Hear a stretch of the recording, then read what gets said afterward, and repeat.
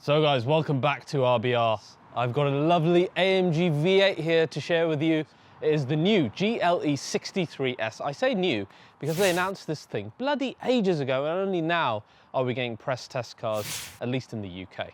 But I was more than happy to be one of the first people to bring this to you because I've been clamoring on and on about it. We have to talk about the history of the car because the origins of the performance SUV, particularly in the German brands, all link back to the GLE's predecessor, the first car, the ML55. So we're going to go from ML55 to present day, see how everything's changed, but the market is so different now as well. We've got things like super SUVs, luxury super SUVs, really fast, smaller SUVs.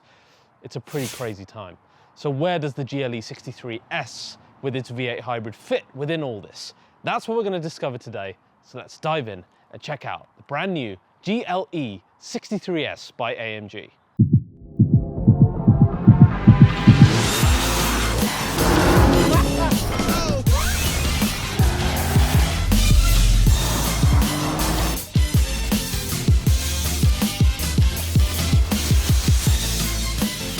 So guys, today's episode of RBR is sponsored by The Ridge, my favourite wallet company, as you guys have seen in the past, with their awesome carbon wallets that can fit way more cards than your traditional slim wallets, and cash within the cash strap. Today I have a whole new version to show you, which is a forged ash wallet, which is going to be really interesting. Let's open it up.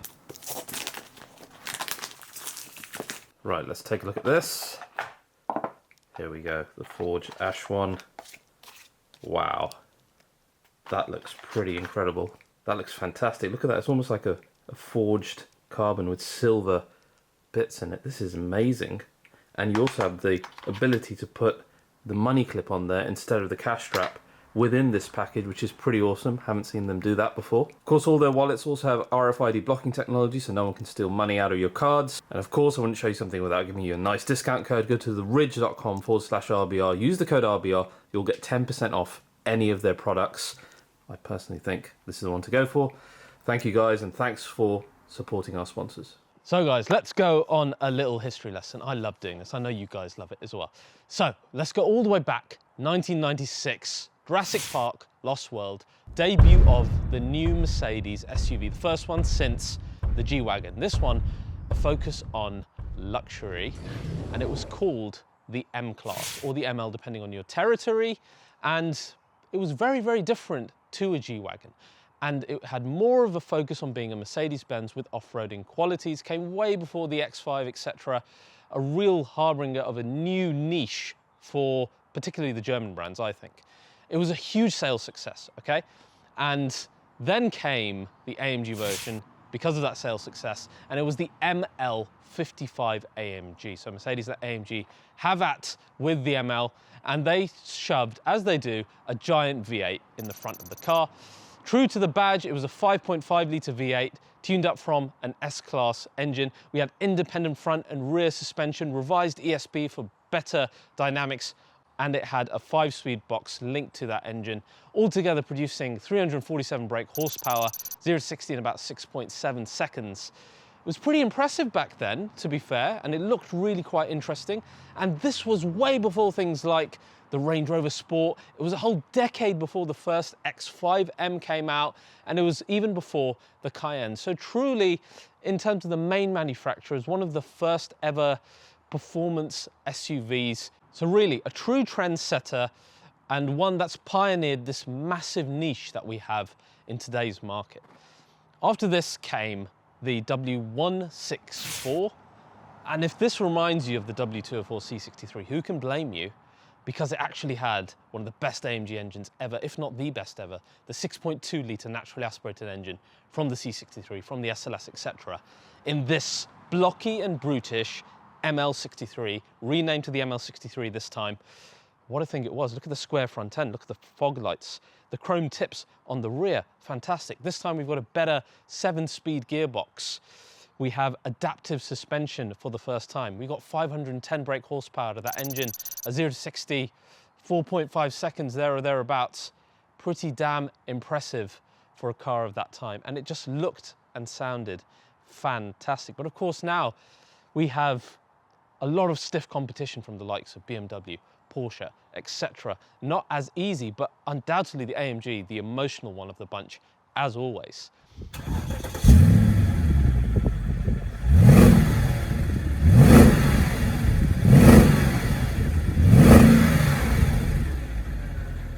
After this came the W166. This was a really interesting era. You'd think with the previous engine, that was the loudest. I think this was.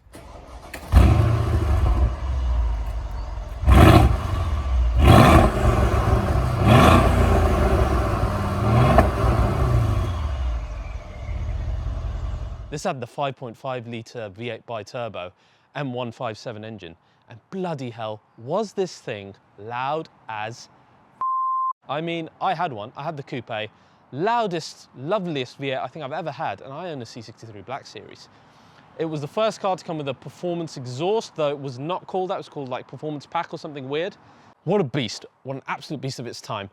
Gen 2 was what it was all about. That's where the big power bump came. 585 brake horsepower, more than some of the rivals today. 768 Newton meters, 0-60 in 4.2, which is quicker than the M4 of its time, as an example. We had adaptive anti-roll bars. We had the curve system from the S-Class, curving like a motorcycle. Absolute beast of a vehicle, to be fair. But this was a difficult time because as this car was released, the entire market started to shift. For example, AMG's own offering of the GLE 63S, which broke Nürburgring records, still does in class today, closely followed by the Stelvio Quadrifoglio doing the exact same thing. Then you had things like the Urus suddenly appear, the super SUV that just came out of nowhere. Then the RSQ8 based upon it, which is even faster on the ring, the fastest in the world, until this new Cayenne just arrived and just thrashed the hell out of its ring time as well. And then weird things like the DBX sharing an engine with our car today. Things are going to be more difficult for our brand new GLE 63S. Where does it sit? How's it going to fare against all these different super performance SUVs? Let's find out. Keep in mind as well that we have to differentiate ourselves from the very similar looking GLE 53. But not to worry, this GLE 63S comes from good stock. First of all, it's got that brilliant 4-litre V8 bi-turbo engine shared from everything from C63 to AMG GTR. And that alone produces 612 brake horsepower from a hot V setup engine. I think it's going to be one of the best engines when we look back to the past of AMG. Let's see if I'm right about that. But of course, it's not the combustion engine alone in this car. We also have the EQ boost hybrid system as we've seen introduced in the 53s. So we've got an electric starter alternator and electric motor that sits between the V8 engine and the gearbox that gives an additional 22 brake horsepower on top of the 612. And on top of our 850 Newton meters, another 250 if it's needed. These are insane power figures. The result is instant performance, no lag like the 5.5 litre had, and a 0-60 of 3.8 seconds, which is right up there with AMG GTS, AMG GTR. Yeah, this thing's fast, all right? Now, that EQ system also powers things like boost and recuperation and a completely imperceptible start-stop, gliding mode, etc. So it's very, very useful. What it doesn't power is that e-active suspension with the bouncy thing from the GLE that you've seen probably a billion videos of on TikTok and Instagram. That's gone because former AMG boss Tobias Moores allegedly said that it was too heavy, it wasn't dynamic enough, so we got rid of that. We've got instead the AMG Ride Control Suspension Plus that we would know from our usual AMGs, alongside a 48-volt anti-roll system in this. And that's something you'll find on the latest super SUVs as well. It's really clever. We've got two independent actuators in the front and the rear. These respond to road conditions within milliseconds, not only keeping the car as flat as possible, but making the handling as direct and as targeted as the driver needs it to be. This is something that's becoming more and more of a standard at the moment in super SUVs. Another differentiator to the 53, we've got active engine mounts as well. So again, controlling the main weight of the car in the GLE 63S, really important for dynamics. Now let's talk about power distribution and the 4MATIC system. Unlike the previous car, which had a 60-40 split, and rivals like the RSQ8 that only go up to 70% to the rear, the 4MATIC Plus is 100% variable torque management. So we can have 100% of the power Going to the rear, we've also got an electronic locking diff in the rear, so when coaxed, though we haven't got the drift mode, this thing will go sideways. More importantly, it feels more rear-wheel drive than any ML or GLE has ever done before. We've also got the 9-speed torque converter in this. Now, the torque converters we've tried in the rivals, they're always sluggish. Let's hope this is better. We'll see what it's like on the run.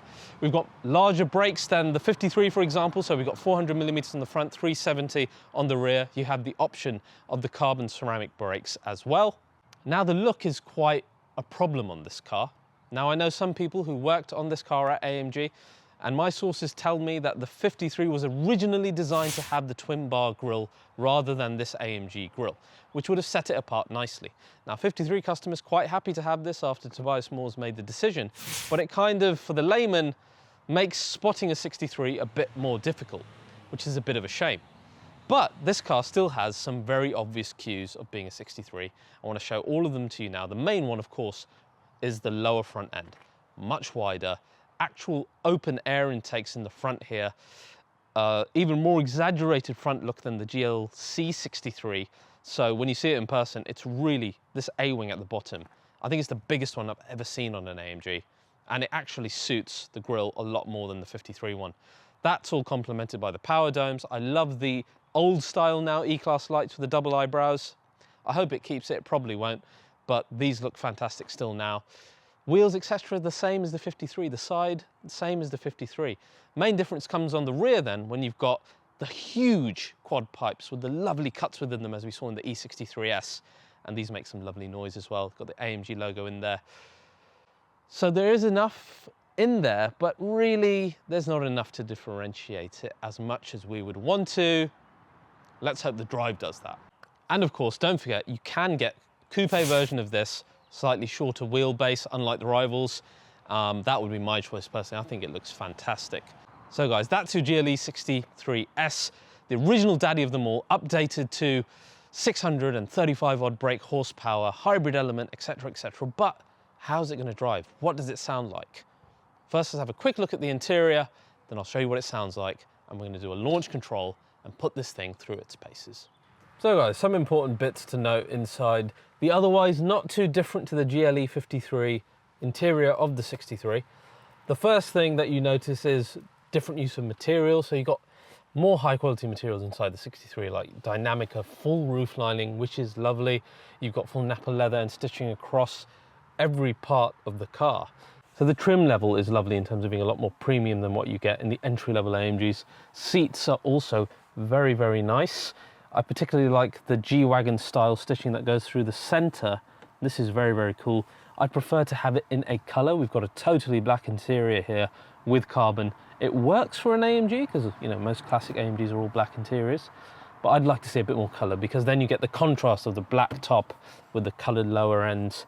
Here you've got the old Cayenne style, dare I say, handlebars, if you like, which are nice. They're actually a nice place to kind of have your hands while you're driving, or it's a nice resting area.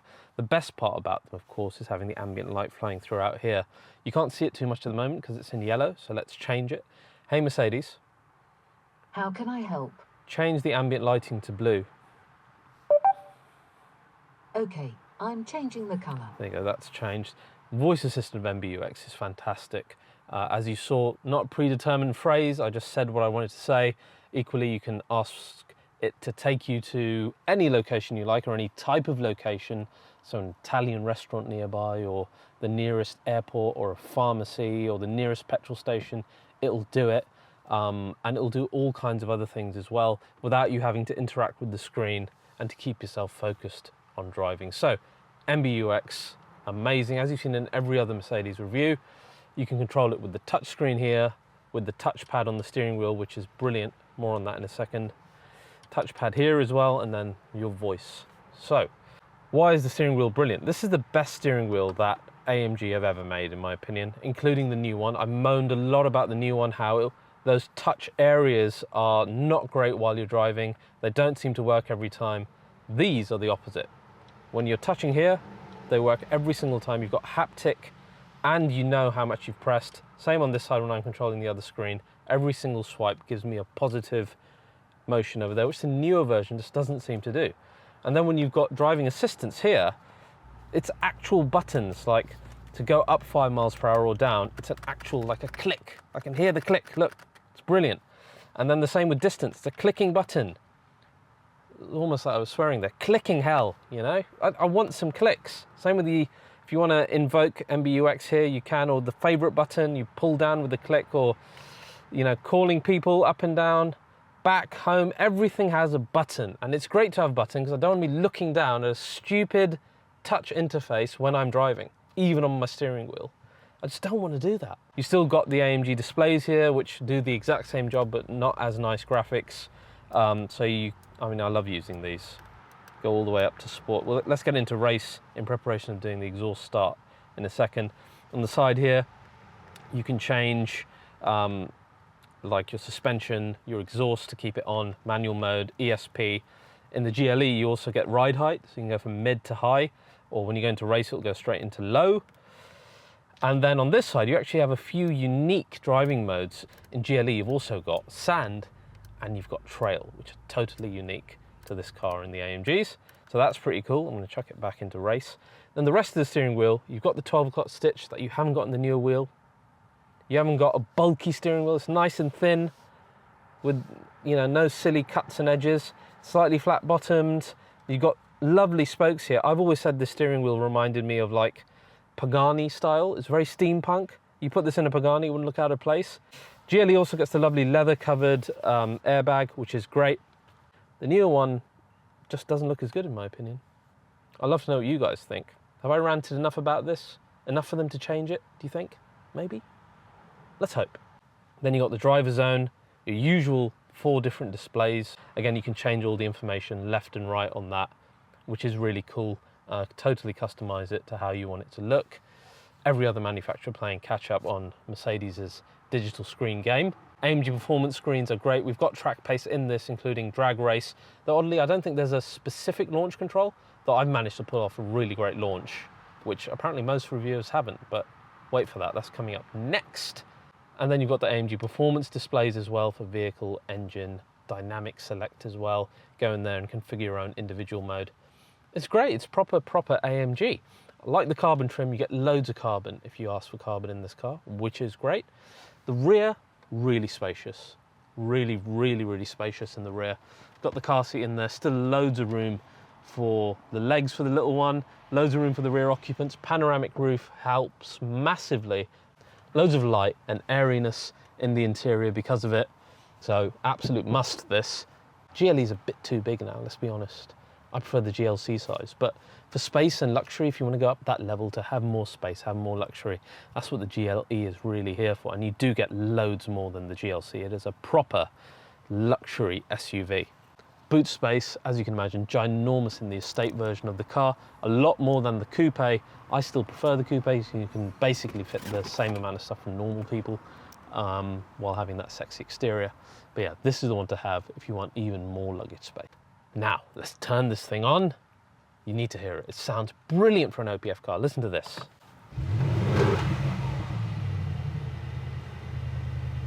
Oh yeah.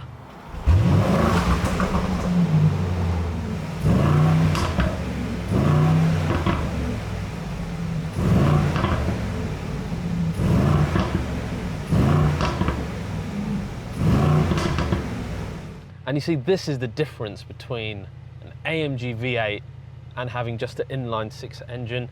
Let's talk about that right now. All right, guys, let's start once again with a bit of AMG motion start.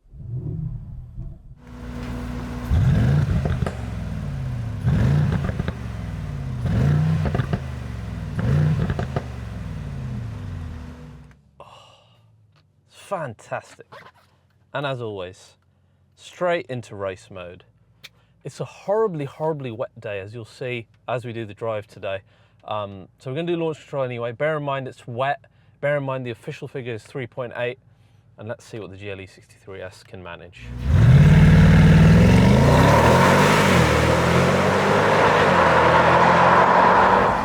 Oh, that is fast. You can see in our Racebox Pro, 3.6 seconds. For this ilk of car, that is bloody fast. That is That's probably, I reckon this would smoke the GT Black series. How far along we've come from 1999 and that 0 to 60 in 6.9 seconds of the first version of the car, all the way down to 3.6. Insane. Right, I'm going to calm things down initially. Let's go back into comfort, stick the car into exhaust on, and then AMG dynamics all the way up because we like that. Now see, a layman won't really appreciate the difference between the GLE 53 and the GLE 63 when you're driving it normally. But us petrol heads, and specifically us AMG addicts, know how important the V8 is. This sound, that, listen to it. It just makes me giddy. This is the feeling you feel when you're taking the first bite of your favorite meal, when you're sitting down in the cinema to watch a film that you've been waiting years and years for. It is every time you put your foot down on the accelerator and you hear the warble and the rumble and the grumble and the roar of an AMG V8. It cannot be replicated. It's why we're so passionate about it. And it's why there is a massive difference between driving the GLE 53 and driving the GLE 63, even slowly in and around town. Let's drop it down to say 20 miles an hour, pick up speed. Listen to that. That's wonderful. That's after the OPF, that's after all the noise regulations have been met. This thing still sounds wonderful. And that's just, remember, in comfort with the exhaust on. Now let's stick with the theme of sound for a second. You guys heard what the RSQ8 sounded like in my video. If you can't remember, go back to it, listen to it. You heard the DBX as well. RSQ8, really muted, no pops and bangs, boring, okay? DBX a lot better, sharing the engine of this, of course. Urus sounded really, really good as well. Where does the GLE 63S fit in when you actually go into race mode and then start piling some speed on? Well, to be honest, it's less that with an AMG. It's, does it play like an instrument? Because that's what the best AMGs are like. You can coax sound out of them like a musical instrument. Listen to that. Oh! It sounds brilliant. It's like my GT63S. No limitations to the bangs. The rev build-up is great. Of course, you get some live engine sound pumped in from the engine bay into the car itself. Wow! And then even coming to a standstill, let's try that. Lovely. A few little pops and bangs, just enough. Then some big explosions. It sounds fantastic. This is what you want your modern AMG V8 to sound like. So I'm still super excited about the new SL that gets the V8, GT63S and 73 update. So sound, a big win for us AMG addicts. GLE 63S, huge difference to the 53, okay? Just on emotion alone. Then you saw the speed, 3.6 seconds. Bloody hell, okay? That's fast. And it feels as fast on the road as well. Definitely one of the quickest SUVs I've driven here. It doesn't feel quite as Urus rapid, but it feels way faster than the DBX did. Probably as quick as the RSQ8 as well. So I don't think it corners quite as flatly. We'll go into handling in a minute. It's got more body roll to it than those cars. But in terms of pure speed, this thing is an absolute animal. The 4MATIC Plus system is brilliant. The car feels more natural and more rear-wheel drive. We can even see in our displays here, the AMG performance displays, when we're having power going to the rear, when it's coming in the front. And most of the time, you've got the rear wheel power. And don't forget what I said earlier, the EQ boost element helps with your boost as well, so you have zero delay. Okay, absolutely zero delay when you take it down. Let's bring the speed down again, okay? There's no delay, you get the power immediately. It was a big bugbear for me in the previous GLE 63. The 5.5 litre engine always had a bit of lag to it. The 4 litre is just bulletproof. But in order to be a real success, it needs to be able to do the manual mode properly as well. So let's put the gearbox into manual and see what the torque converter is like. Torque converters generally They're okay shifting up, always a bit laggy shifting down. Let's see whether AMG have done enough work on this, because they say they have. They say they've done some reinforcement. Okay, shifting up as expected, lightning quick. Let's try and do a downshift. It's a bit of a delay still. Yeah, there's a delay on the downshift, and that's in race mode and in manual. And I always find that with the torque converters, as good as they are enough shifting, they just haven't quite got, they haven't got the speed when it comes to downshifting. And this is another area where the Cayenne does things so brilliantly, because the shifts are just instantaneous as they are in all Porsches. Handling, the steering, some of the best in class, right up there with Cayenne, particularly in race mode. In comfort, it's very, very light, which is nice for in and around town. In race, it gets nice and heavy when you need it to be. Steering's better than the BMW, better than the X5M, better than the X6M, much, much better than the RSQ8. I've got way more confidence steering this than I had that car, with a big bugbear of mine in that car. I questioned how it even did the Nürburgring lap. Obviously a much better driver than me, but you just don't get the feedback through the wheel on that, whereas AMG, fantastic with their electronic steering setups. In comparison then to the previous GLE, with the 48-volt active anti-roll stabilisation, performing really flatly, even on this banking. But it's not quite as flat as Urus, doesn't feel quite as flat as the RSQ8. And if I'm being picky, I think you feel the weight of this car a little bit more than those, just because of that element. Though the line it can hold is brilliant. I mean, the levels of understeer come way, way later than you would normally expect of a car of this size and weight. And again, the steering makes up for so much, because you know what the front end's going to do. You know where the wheels are pointing at any given point. I don't think it's class leading handling though, not by any stretch of the imagination. But this handles incredibly well for a car that historically never really has it? Now, it's right up there with BMW, and in a lot of ways better than the Audi.